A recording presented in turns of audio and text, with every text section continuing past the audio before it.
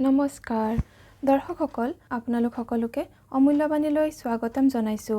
আজিৰ ভিডিঅ'টোৰ বিষয় হৈছে আপোনাক যদি কোনোবাই কিবা খুৱাইছে, যাদু তন্ত্ৰমন্ত্ৰ কৰিছে বা ভূত প্ৰেত আদিৰ প্ৰভাৱত আপুনি পৰিছে, তেনেহলে মাত্ৰ 5 মিনিটতেই এই সকলো বেয়া শক্তি আপুনি দূৰ কৰিব পাৰিব।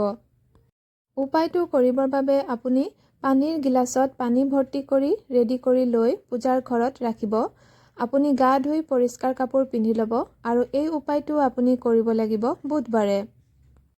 উপায়টো এদিন কৰিলেই হয়, কিন্তু আপোনালোকে যদি ভাবে যে মই সম্পূৰ্ণ বেয়া শক্তিৰ পৰা মুক্তি পাব বিচাৰো আৰু যাতে কেতিয়াও নহয় বা কেতিয়াও যাতে কোনেও এনেকুৱা বেয়া শক্তি আপোনাক দিব নোৱাৰে, তেনেহলে আপুনি এই উপায়টো 8 দিন একেলেঠাৰিয়ে কৰিব, বুধবাৰৰ পৰা আৰম্ভ কৰি পিছৰ বুধবাৰটোলৈকে। নহলে আপুনি এদিন কৰিলেও হ'ব, যাৰ ওপৰত বেছি বেয়া শক্তিৰ প্ৰভাৱ নাই পৰা বা আপোনাৰ যদি কেৱল মনত সন্দেহে আছে, তেনেহলে এদিন কৰিলেই হ'ব। যদি আপুনি 3 দিন বা 8 দিন কৰিম বুলি ভাবিছে, তেনেহলে কিন্তু একেটা সময়তেই কৰিব। বুধবাৰৰ দিনা কৰিব লাগিব আৰু গা ধুই পৰিষ্কাৰ কাপোৰ পিন্ধি পূজা ঘৰত এই উপায়টো কৰিব লাগিব। পূজা ঘৰত আপুনি এগছি চাকি জ্বলাই দিব আৰু তাৰ ওচৰতেই পানীৰ গিলাচটো ৰাখি দিব।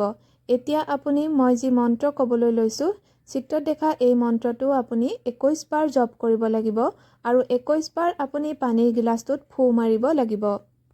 পানীৰ গিলাচটো আপুনি 2খন হাতেৰে মুখৰ সন্মুখত ধৰি লৈ গালে বেছি ভাল হয় আৰু এই মন্ত্ৰটো জপ কৰিব। ওম গিৰ্জাयै বিদ্মহে শিৱপ্ৰিয়াयै ধীমহি তন্নো দুৰ্গা প্ৰচোদয়াৎ। ওম খৰ্গধাৰিণী শত্ৰু বিনাশিনী দেৱী ত্বং দুৰ্গেশ্বৰী সকলো বাধা হৰো দেৱী নাৰায়ণী নমস্তুতে। এবাৰ গোৱাৰ পিছত পানীৰ গিলাচটোত ফু মাৰিব। পুনৰ আপুনি দ্বিতীয়বাৰ গাব, ফু মাৰিব গিলাচটোত। তৃতীয়বাৰ গাব, পানীৰ গিলাচটোত ফু মাৰিব। এইদৰে আপুনি 21 বাৰ মন্ত্ৰটো জপ কৰিব আৰু 21 বাৰ পানীৰ গিলাচটোত ফু মাৰি খাই দিব আপুনি পানীখিনি। আৰু যদি ঘৰৰ বেলেগ সদস্যৰ এনেকুৱা প্ৰভাৱ পৰিছে বা এনেকুৱা যদি সমস্যা হৈছে, তেনেহলে তেওঁলোকক আপুনি এইদৰে কৰি খুৱাই দিব। কৰি চাব, ভূত প্ৰেত বেয়া শক্তি বা কোনোবাই যদি কিবা খুৱাই কিবা অনিষ্ট কৰিছে, তেনেহলে সেই বেয়া শক্তি দূৰ হোৱাটো নিশ্চিত। আজিৰ ভিডিঅ'ৰ ইমানতে সামৰণি মাৰিছোঁ। ধন্যবাদ।